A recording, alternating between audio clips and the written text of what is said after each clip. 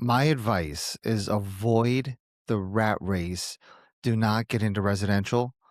Go into commercial. And people think it's too expensive. It's not. I can find you, a little strip mall that's the same price of a single family home that it makes way more money than anything residential. Welcome to the Real Estate Pros Show, where we interview real estate investing professionals from coast to coast, as well as the service providers that serve the real estate investing industry. Our goal is simple: share what's working now to help you improve and scale your business to the next level and meet the pros that can help you get there.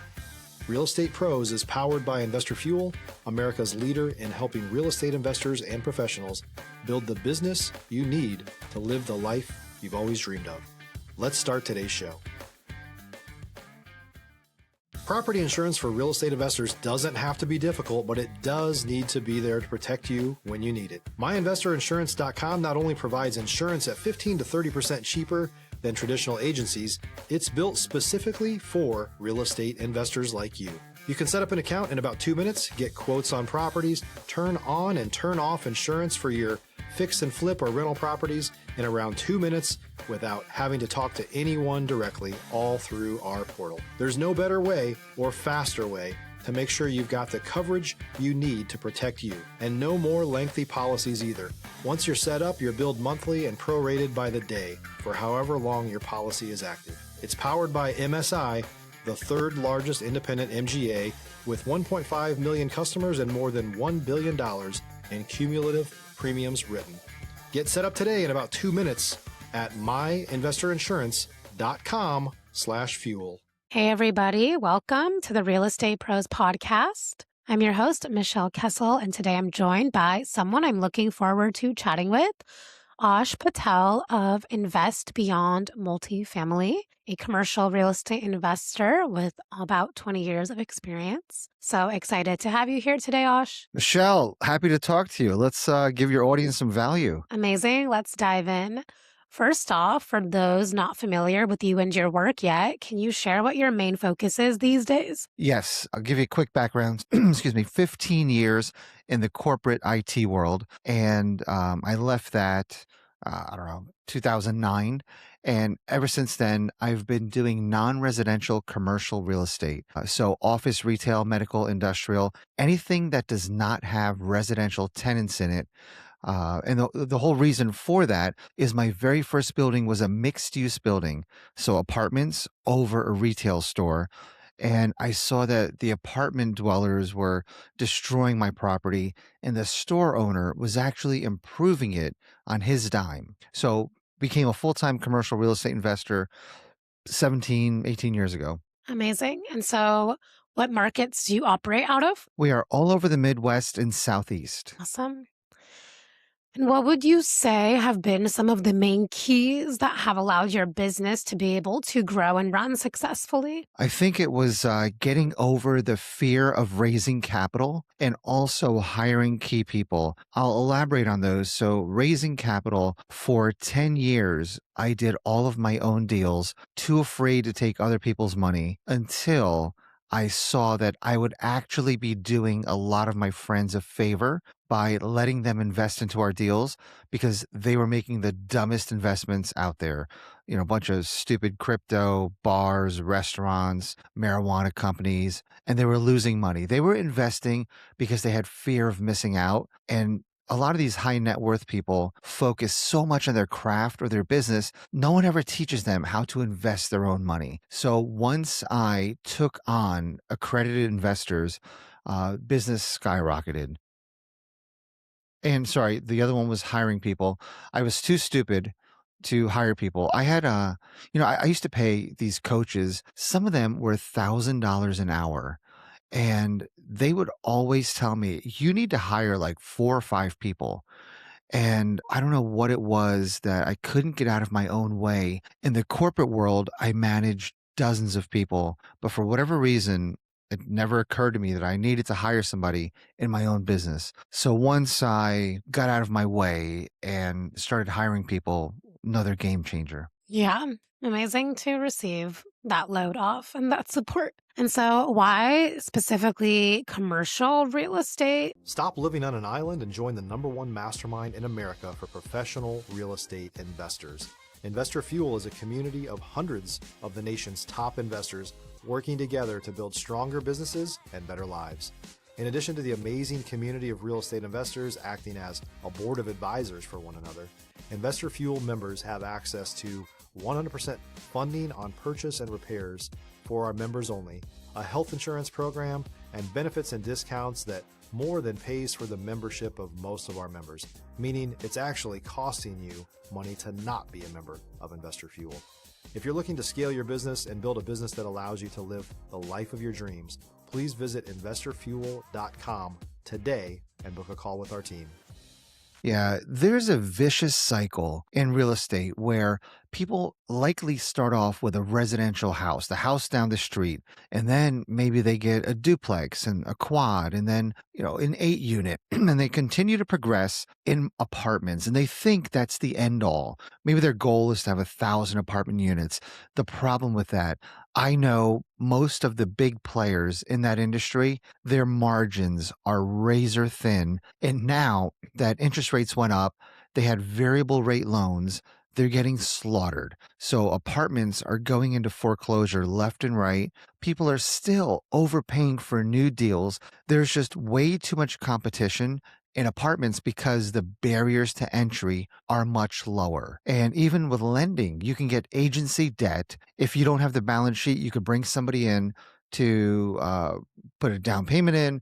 You could bring somebody in to sign on the loan. And all you really have to do is find the deal, hire a property management company, and you're good to go. With what we do, retail, industrial, medical, office, every deal is so different. Every lease is different. So, give you an example. We have a strip mall that we actually just sold, but it had about a dozen tenants. Every lease was written by a different attorney and some in different decades. So there's no cookie cutter formula to doing what we're doing. You have to go in, analyze each deal like you've never done one before. In every lease, you have to read word for word. Some of them are 70 pages long. And that's what keeps people afraid of what we do. So we have such little competition. Yeah, amazing. And Do you so, invest in real estate? Let me ask you this. Do you me invest in real estate? personally, Yeah. I have not yet. Okay. My advice is avoid the rat race. Do not get into residential. Go into commercial. And, people think it's too expensive. It's not. I can find you, a little strip mall that's the same price of a single family home that it makes way more money than anything residential. Yeah, amazing. And so, what would you say are some drawbacks of commercial, or why do you think people steer from it or are more comfortable with residential? Residential has a comfort factor because you can always find a tenant at the right price. So, my mom was a residential realtor way back when, and she said every house will sell at the right price. So it's the same thing with rents. If you want something rented out, put it out there cheap enough, you'll get it rented. So you can essentially stop the bleeding if you have a vacancy. With what we do in commercial, it's not about the money. There might be times where you go 6 months or a year without finding a tenant. So we had a 30,000 square foot retail space, and I think it was over a year that we went, no tenants. And that was a big hit, right? It's very difficult to find somebody that wants to lease 30,000 square feet in retail. So that's the biggest drawback is you need some liquidity to withstand vacancies. But the benefit is you make much higher returns. So that one strip mall we bought for 5 million in 3.5 years, sold it for 7.4, plus got $500,000 for selling 22 parking spots to a coffee shop. So 5 to almost 8 million in 3.5 years. Almost impossible to do that with anything residential. Right. And how does the operations aspect look in terms of Yeah, operating the commercial? Yeah. If you're looking for consistent, high-quality leads, look no further than Investor Machine. Investor Machine isn't just another agency. It's the most sophisticated, data-driven lead generation company on the planet, for real estate investors and serves the role of being not just a lead generator for your business, but a marketing partner that is helping you achieve your goals along the way. Go to investormachine.com to learn more and schedule a call with our team today.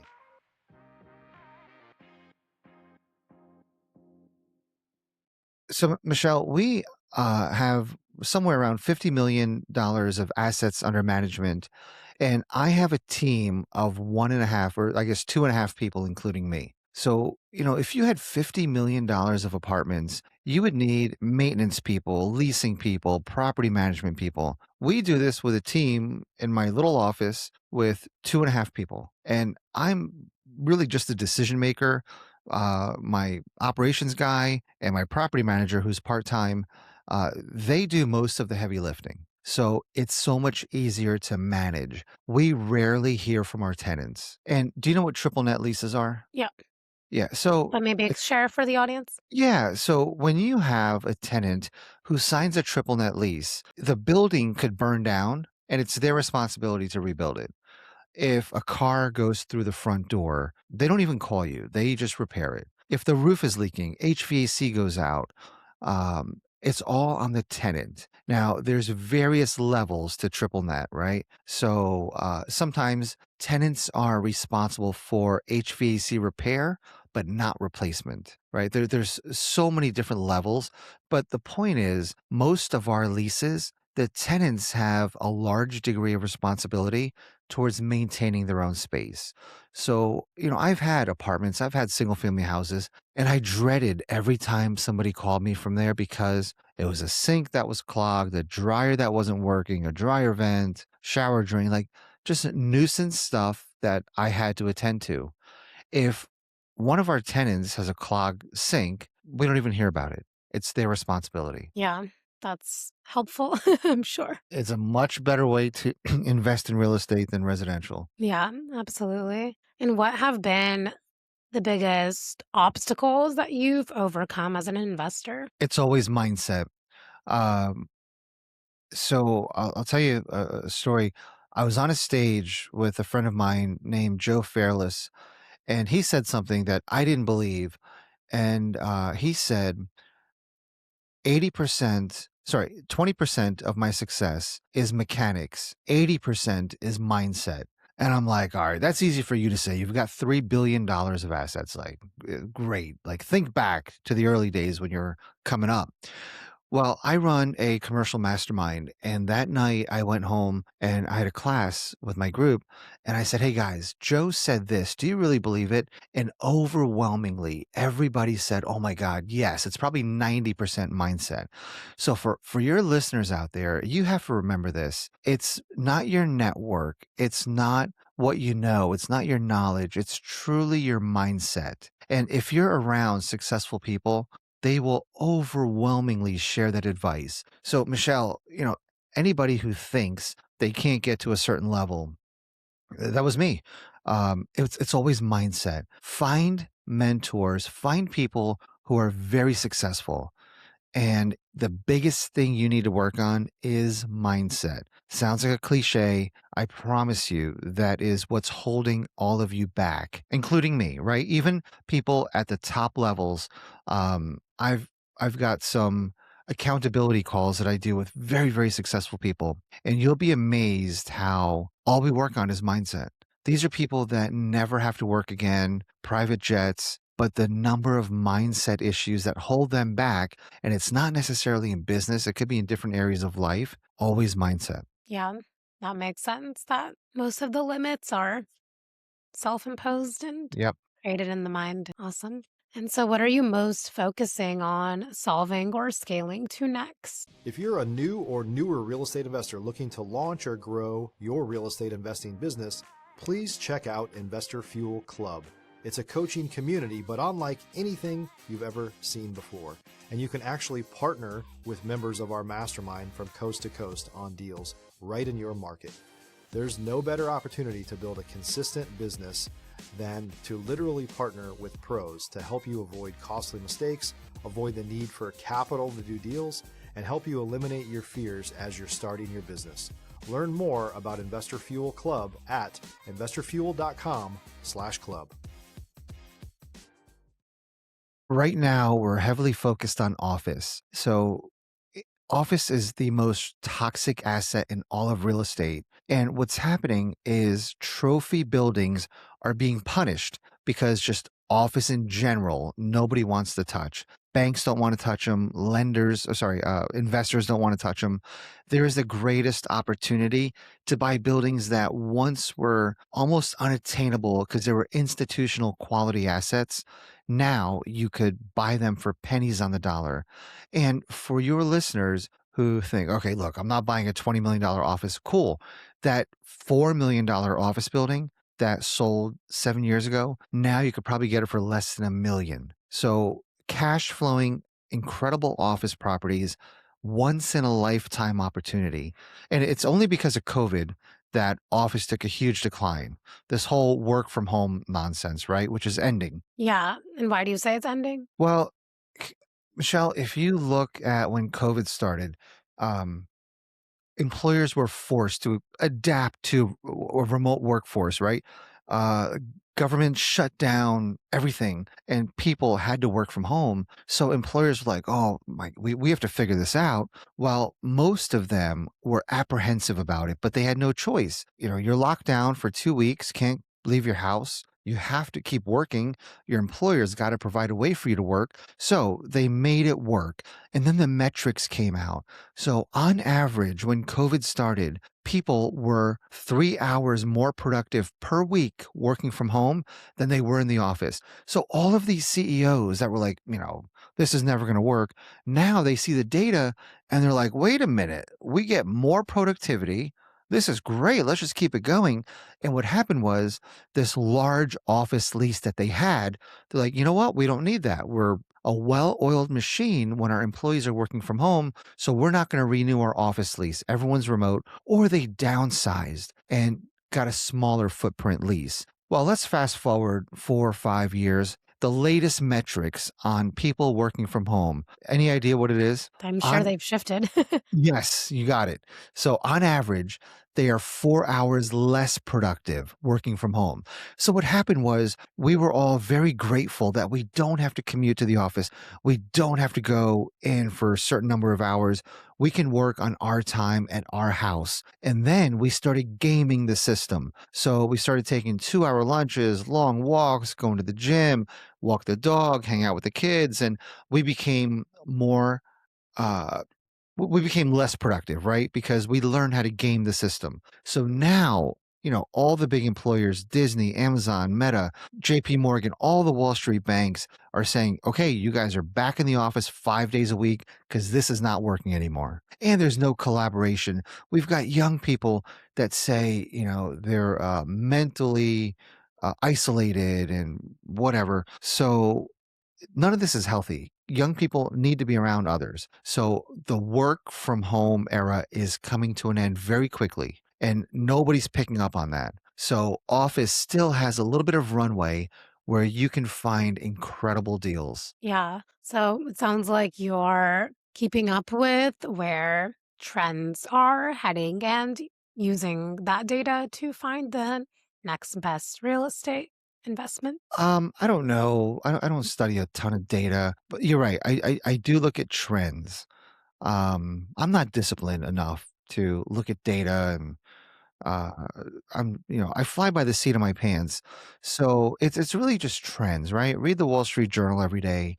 But I also want to stress one more thing. So yeah, I got $50 million of assets now, but when I started, my very first building was $230,000. That was a mixed use building. My very first office building that I bought, I think it was about 10,000 square feet, maybe a dozen or so different tenants, was $250,000. Right. So I started small and I scaled. So don't think you can't do this if you're listening. Literally, I put all the money I had into my first building and just continued to scale thereafter. But I worked my ass off, right? So in the beginning, just grind. I mean, you're working every waking hour that you're not spending with your family or friends, or going to your W-2. Yeah, I did. I didn't know anything about real estate when I started. I was really stupid. There weren't these courses and masterminds when I got started. So learned by making all the hard mistakes myself. What was one big mistake that you made? Ego. I think everybody, hopefully your listeners don't go through this, but when things are going really well, and the market was doing well too. So about 15 years ago, we were out on a boat, and a couple of buddies were out there, and they're like, "Man, everything you touch turns to gold." And I kept hearing that, and I started believing it. And in reality, it was just the market was going up, and I was buying complete crap hole properties that had no choice. I mean, they couldn't go down anymore, so only one way to go. Well, nonetheless, there was an estate auction where this investor bought up most of this one town and they were divesting it. So I ended up bidding for a number of properties in this town. But here's how stupid I was. I was on vacation. I had a tenant in that town, and this town was one that I thought I could revive. It was once a tourist destination, and now was ravaged with job losses and drug use, and it was just on a multi-decade decline. So I thought, okay, I'm going to go in there and do what I always do. I'm going to turn these buildings around and improve the town. Well, I was out of town, so I had one of my tenants go there and bid on my behalf. I couldn't even hear him on the phone. All I heard was like, "Ash, you want to keep bidding?" I'm like, "Yes, go, bid higher," until we won. I won half a dozen properties. I come back to town, and I want to see what I bought. So Google Maps, drive out to this town, and one of the first buildings that I bought, it was half torn down. It looked like a missile hit it. Like half the building was gone, and my heart sank. I'm like, "What have I done?" So it ultimately took me about 8 years to offload all the buildings. The mindset, the squatters that I had, it was just an absolute nightmare, but a lesson learned. Don't be stupid. Don't have an ego. You're going to make mistakes. You're going to take losses. So minimize your losses. Know that you're going to lose. Know that you're going to have failures, and be prepared for them. And Absolutely. look, I see it. Sorry, Michelle. I see it in a lot of people that I mentor.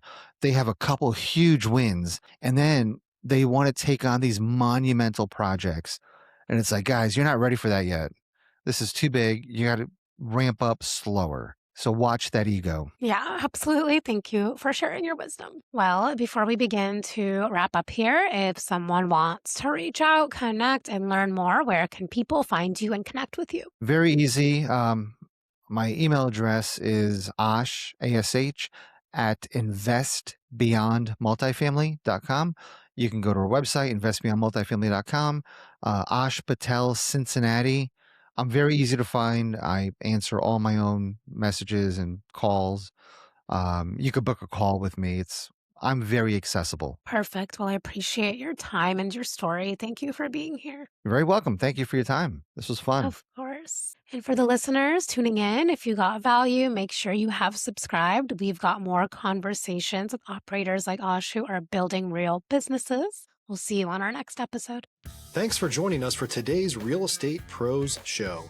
You can learn more about the amazing benefits of the Investor Fuel Mastermind community, including surrounding yourself with hundreds of other rock stars, 100% financing for your deals, and members-only discounts from vendors you're likely already using that, as a member of Investor Fuel, will save you more than the cost of your membership. Visit investorfuel.com to learn more. If you're interested in joining us as a guest of this show, please visit investorfuel.com/pros to apply. You can also check the show notes for access to free resources, how to get access to world-class lead generation, and much more. Don't forget to subscribe so you never miss another episode. Have a great day. We'll see you on the next show.